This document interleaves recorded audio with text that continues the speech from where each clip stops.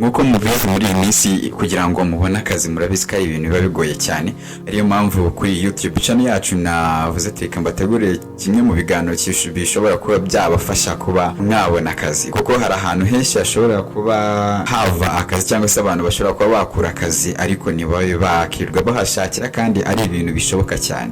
Urumva hari abanyeshuri baba barigiye biga ibintu bigiye bitandukanye, hari abize nka software engineering, murabizi ko nimba arize software engineering kugira ngo ubone akazi kameze nk'ako mu Rwanda ari ibintu biba bigoye, ariko ugasanga abantu benshi ntabwo bari kubona akazi. Ugasanga umuntu yize nka software engineering ariko ugasanga isajya kuba mu desk bana, cyangwa ugasanga yabuze company n'imwe ishobora kuba yamuhayaringa. Rero icyo ukora wowe ushakira hanze. Urabona kuri YouTube haba hariho video nyinshi zivuga ngo ukuntu ushobora kubona akazi ukuntu, ariko usanga benshi baba bari kubeshya ari kuvuga ngo abishakira views nk'ibisanzwe. Ariko noneho muri video nibyo ngiye kukwereka uburyo ushobora kuba wageragezamo amahirwe yawe kugira ngo urebe nimba ushobora kubona akazi. Ari nabyo ngiye kukwereka muri aka kanya. Ushobora gukora muri company zo hanze, zo mu bihugu byo hanze, niho hantu usanga hari akazi kagiye gatandukanye kajyanye n'ibintu wize, cyane cyane ari ibijyanye na IT, warize nka software engineering, warize web development cyangwa se software development, ibintu nk'ibyo. Rero niyo mpamvu ngiye kubereka hamwe ho ushobora kuba washakira. Urabona iyi link ngiye kuyikopi ubundi ni pasting. Abashaka iyi link ndaza kuyishyira muri description y'iyi video, niho uraza gusanga iyi link. Reba akagira ngo biragoye ko wabona akazi k'ikijya kanyine by'abazi mu Rwanda, ariko byibuze ushobora gushakisha ahandi hantu ukaba wabona ako kazi. Reka wegereye ngaho urabona handitse list, barakwereka ko hariho ubuzi 3361, ariko biterwa n'ibyo warize. Urabona hari titles zigiye ziriho, urabona facilities manager, data center operation, ibintu nk'ibi barize ibintu bijyanye na data center operation. Urumva ushobora kuba prayinga muri YouTube cyangwa se muri Google bakaba baguhereza akazi. Urabona ngaha ni kuri Google. Urumva bagiye bashaka abakozi, urumva ntabwo bajya barikira gushaka abakozi. Urabona ko aka kazi bakamara Blackfat ni ukuvuga ngo gushakira akazi hari hose, ntabwo ari ko bagomba gushakira mu Rwanda gusa. Nanga kugira ngo aka kazi bisaba kuba ufite bachelor's degree in technical field cyangwa se n'izindi practices uba waragiye ukora. Ntabwo bisaba ngo wenda ugomba kuba ufite bachelor's degree, ushobora kuba ufite izindi certificate bazisuzuma akabona ziri legal bakaba bawukoresha. Ugomba kuba ufite experience y'imyaka 8. Ahangaha bigoranira cyane kuko waba ufite experience y'imyaka 8 nka facilities manager cyangwa se chief engineer cyangwa operation manager in mission. Kuvuga akazi ko gasaba kuba byaza hari kandi kazi wagiye ukora ku ruhande, pana kuvuga ngo uraje isujyamo gusa. None bagata ko bagusaba 2 years of experience in site level data center cyangwa se mission critical installation management. Ababyumva neza cyane. Aho hari akazi kambere ko ushobora kuba wagerageza ukareba. Rero reka twigire aha kabiri.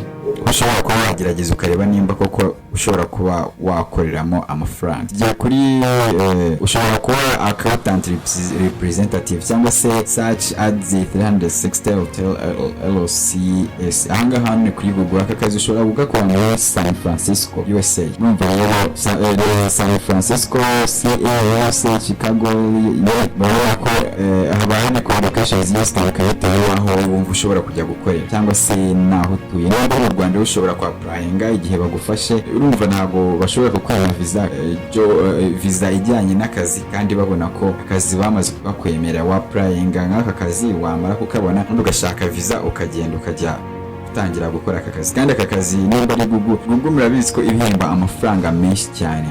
Anga rero basaba kuba ufite bachelor's degree cyangwa se izindi certificate cyangwa se ari ibindi bintu wagiye ukora yaba practical experience. Bakagusaba n'imyaka 5 yo kuba ukora experience y'imyaka 5 yo muri digital advertising, consultant sales, digital media sales, business development, online media environment or digital marketing role, ndetse n'indi myaka 3 experience muri with the advanced degree. Noneho kuba ufite experience yo kuba wakora n'aba advertisers ndetse agency ndetse n'aba clients, ufite experience mu kumanaginga urumva ko ari ibintu bigenda bigufasha cyane. Nk'aka kazi ni ukugenda wowe niba hari ibintu wari usanzwe ukora urumva bishobora kuba byakorohera, nimba ari akandi kazi wari umazemo nk'imyaka 5 ushobora kuba wakerekana bakabona bishoboka yuko ko wakorana nabo ubundi ugatangira gukorana nabo. Reka tugiye ahandi runaka kose nako muri kugira ngo kugira ngo mwagerageza amahirwe murebe nimba aka kazi mwagakora. Ahangaha ni akandi noneho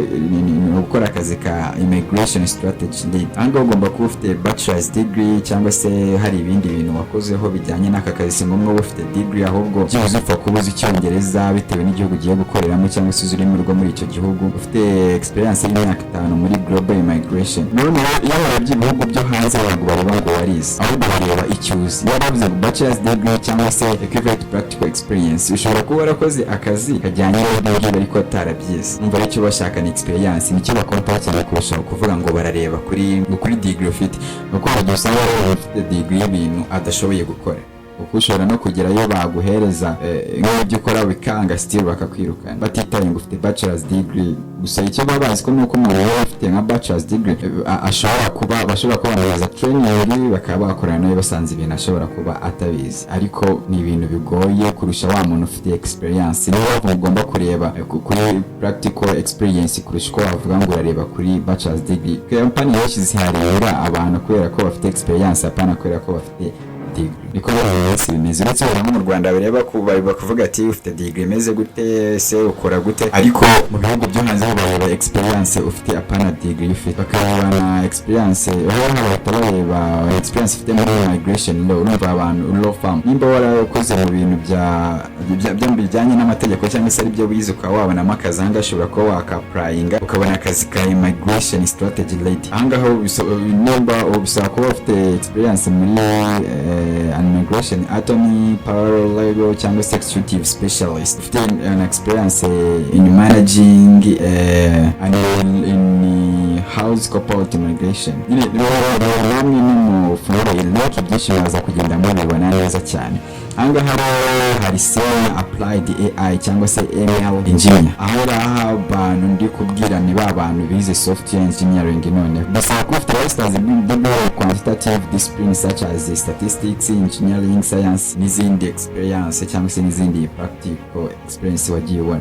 Ufite 4 years of experience mu gukoresha analytics kugira ngo solving business problems cyangwa se ufite experience mu gukodinga. Ushobora kuba wasolvinga ibibazo cyangwa se wakemura ibibazo bijyanye na coding. Bisaba kuba uzi byibuze Python, uzi R, uzi SQL.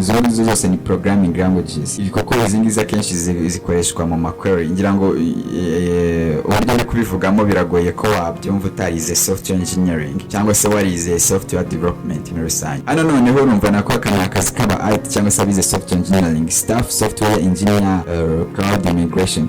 Nubwo bisaba ko ufite bachelor's degree, ufite experience ku munare, uzajya design implementation neza, back end yumva testing ibintu bintu nimba ubizi warize software engineering, ufite bachelor's degree cyangwa se masters ushobora ko wakaprayinga ubundi bakagufata. Abandi bazagenda bagirebera dikorera muri kota cyane. Hari field sales representative cyangwa se financial service Google Cloud. Ahangaho ibindi bikora kuri Google Cloud.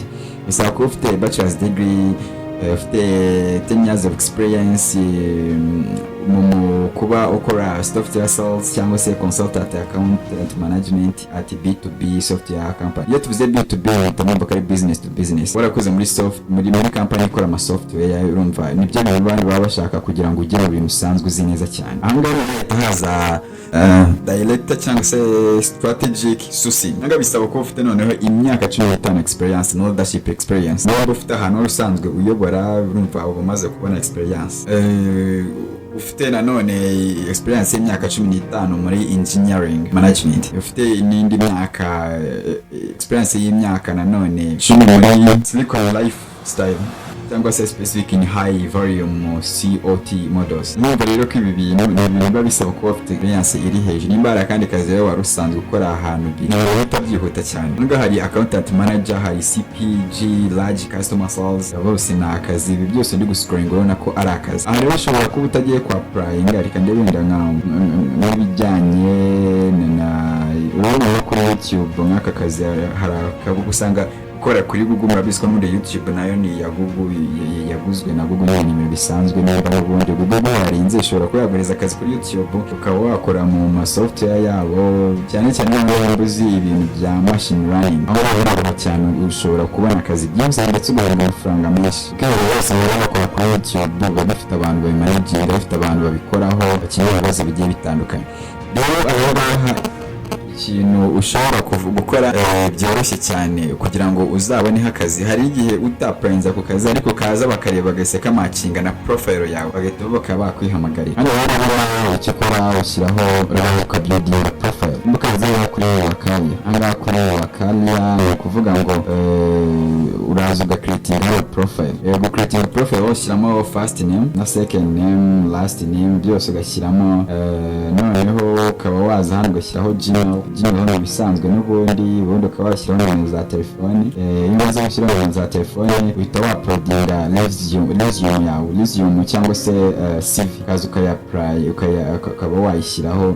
Ndebe ko iyi mashini iri gukoresha iba irimo, nahita nyishyiraho iba itarimo, ubwo nakomeza nabereka steps zose uko zigiye zimeze n'ubundi. Rero yarayishyize ndebe ko yaba iri hafi kandi kuri application muri atashyiraho CV yanjye cyangwa se resume ni twita CV. Sasa wabaka kubaza personalize wabuka ya profile with job recommendation and related content. Yes, kananga ko ukaza hano understand that information you provide will be used in accordance with the Google applicant and the cabinet privacy. Uhanga ukibaza satisfied that this knowledge provided information is true and accurate. Kanda kuri submit profile. Ukuvuga ngaha wamaze kubaka profile yawe, igihe cyose babona akazi kuri YouTube cyangwa se kuri Google bakabona kari kumatchinga ibyo ufite bahita bakwihamagara, ntago ari ngombwa ngo utegereze. Urabona location y'ibintu byose biriho, CV wamaze kuyishyiramo, experience ufite, uri kwa applying akazi, urabona bagiye hariho ibintu wagiye wiga cyangwa se uzi gukora kavanata, ntago twashyizeho kuko sibigize bayitubaza nta mpamvu. Ubwo wamaze kwa applying rero icyo ukora urategereza bakazaguhamagara. Iyo utajya kora kone baraguhamagaye, iyo bashyize ibintu bagasanga imatchinga n'ibintu usanzwe ukora. Nakanga rero hari no kuba wabona internship, ukaba wakaka stage kugira ngo wabona no experience byibose. Hari ahantu ushobora kuba wakura akazi ariko ikiba gisabwa na amakuru nta kindi. Rero icyo basabwa urajya muri description y'iyi video, mwibuke gukora subscribe kuri YouTube channel yacu ari nayo yanyu muri rusange. Joininga kuri group, dufunga kuri Instagram, wagira ikibazo nimero zirimo mwatwandikira kuri WhatsApp, kuri Instagram mwatwandikira ahantu kose, kuri social media zacu zose ni TJP Media nta kindi. Nakoze rero kubwo naduhaye aho gutaha mu kindi kiganiro ndi kubeka ibintu byinshi bigiye bitandukanye ko YouTube channel zirimo ibintu byinshi bigiye bitandukanye. Naho gutaha mukomeze kugira ibihe byiza. Love you guys.